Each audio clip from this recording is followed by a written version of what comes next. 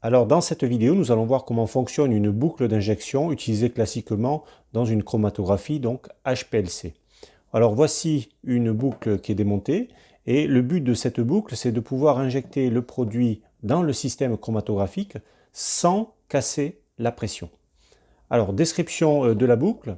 Donc d'abord, il y a une partie, c'est la face avant ici, donc avec le trou pour l'injection. Donc on prend une seringue et puis on injecte en mettant donc ici dans ce trou.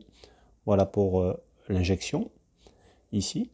Et puis toujours sur la partie avant, il y a ce qu'on appelle la gâchette, le trigger ici. Trigger qui peut donc bouger en deux positions, position load et position inject ici. Ça, ensuite, c'est le corps de la boucle. Hein, on va voir comment fonctionne ce système-là. Et puis au dos, on a donc ici les différentes sorties, puisque les produits vont sortir par l'arrière ici de la boucle. Et donc, si on regarde bien, il y a 6 sorties. On va voir la sortie de la boucle elle-même. Alors la boucle, c'est ça en fait. Hein, c'est ce tuyau-là.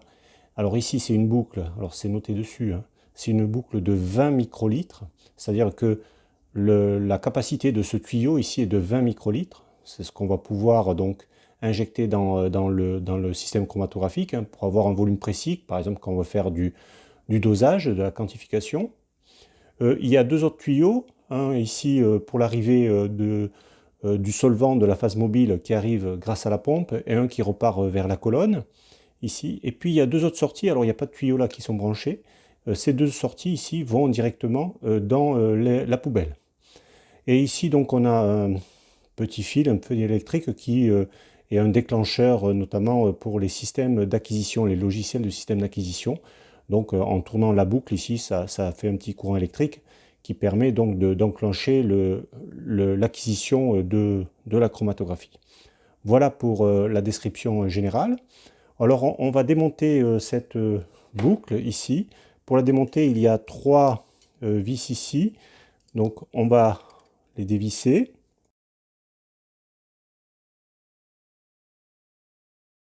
Alors voilà, c'est démonté, on a enlevé les 3 vis et je vais pouvoir enlever la partie extérieure ici. Voilà.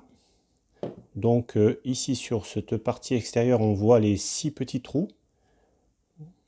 Voilà, les tout petits trous, il y en a 6 qui débouchent donc sur la partie extérieure, partie donc arrière de la chromatographie. Alors ils sont numérotés. Là il y a le 1, le 2.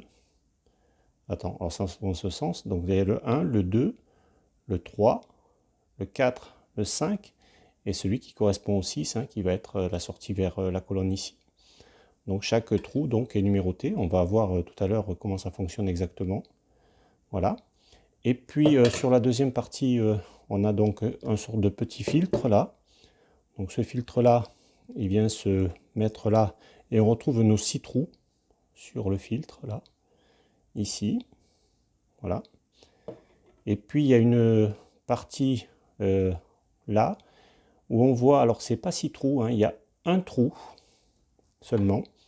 On va voir à quoi il sert, hein, c'est l'arrivée de toute façon de la seringue ici, un trou. Et puis il y a 2 rigoles ici. Et c'est cette partie-là qui va tourner pour mettre, on va voir les trous en correspondance. Voilà, on voit que ça tourne. Et donc on peut remettre les différents trous qui correspondent au tuyau arrière en contact ici. Voilà. La seringue, donc quand on l'introduit, je vais le faire ici. Voilà, on voit bien qu'elle sort par le trou ici. Hein, si on le met sur le côté, peut-être ça se fera mieux. Alors on va le démonter, ça va être plus simple. On va enlever cette partie-là, ici, cette deuxième partie. Donc là c'est une partie avec un joint, hein, pour éviter que ça coule, puisque le liquide va directement sortir ici. Donc je vais le recommencer. Voilà, on va voir la seringue sortir au bout là. Donc on se met sur le côté, hein, si on enfonce bien.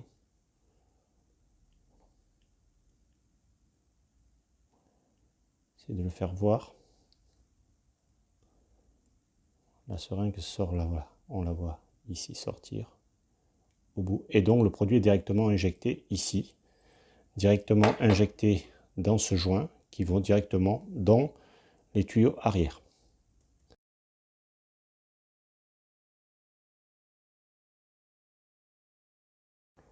Alors voici comment ça fonctionne ici quand on est en position load. Alors quand on est en position load, donc par ici la seringue, le produit arrive ici directement et donc va sortir ici, alors on va le mettre là, hop, sur la 4. La 4, on va voir tout à l'heure hein, que c'est la boucle et cette boucle donc va directement dans la 1 ici, donc va ressortir pour nous dans cette partie-là et donc va suivre la rigole et aller donc sortir ici dans le 2, parce qu'on est à l'envers, on est comme ça, hein. Donc ça va sortir dans le 2, et le 2, ça va être directement la poubelle. Donc quand on est en load, donc le produit rentre dans la 4, ressort dans la 2, ça remplit la boucle, et tout ce qu'il y aura en plus va filer, hein, puisque si on le positionne comme ça, par la rigole dans le 2, et dans le 2 va à la poubelle. Et donc c'est pour ça que notre volume sera précisément de 20 microlitres ici, puisque la boucle fait 20 microlitres. En parallèle de ça, on voit une autre rigole ici, qui relie en fait le 5 et le 6, ici. Ça veut dire que le produit arrive d'ailleurs par ce tuyau là, hein, celui-ci, là, que je touche, arrive directement dans le 5, file ici par la rigole, cette rigole là, dans le 6, et repart dans ce tuyau là, ici. Donc là, ça arrive de la pompe, et puis ça repart dans la colonne. Voilà pour la position load.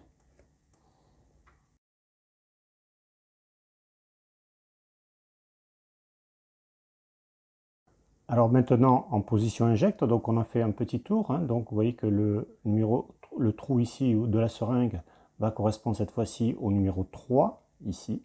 Donc c'est à dire que si on injecte avec la seringue dans la boucle en position inject, on va directement dans le 3, et le 3 ça va aussi directement dans la poubelle. Par contre en tournant ici, on a mis en liaison le 1 et le 6 par cette rigole ici. Et on a mis en liaison le 4 et le 5 par cette rigole, ici.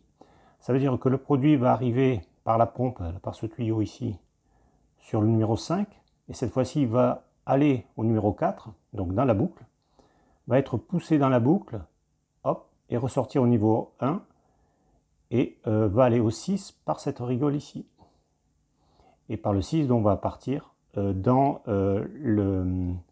la colonne ici. Donc en fait, ce qu'on a fait, c'est qu'avec le produit qui arrive ici par le 5, qui passe par la boucle, qui vide la boucle ici où il y a le produit, ressort par la rigole dans le 6 et va directement dans la colonne.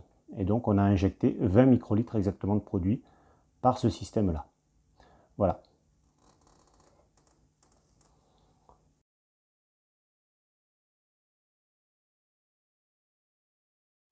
Alors, on va remonter la boucle ici. Donc d'abord avec ce système-là pour, je l'ai mis à l'envers, pour avoir le système ici de trigger avec donc deux méplats là pour arrêter la boucle ici. Et puis ensuite on va le mettre comme ceci. On ne peut pas se tromper hein, puisqu'il y a des repères. Voilà, ici. Et puis on peut le remettre, alors là c'est pareil, hein, on ne peut pas se tromper puisque là il y a un repère ici, un repère ici. Voilà, comme ceci. Et puis on peut revisser. Alors, si je le mets bien en face, voilà. On peut revisser donc la boucle ici.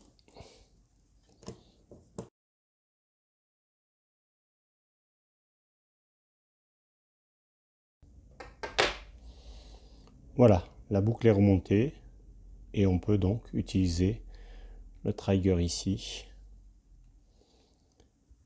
Voilà pour cette vidéo.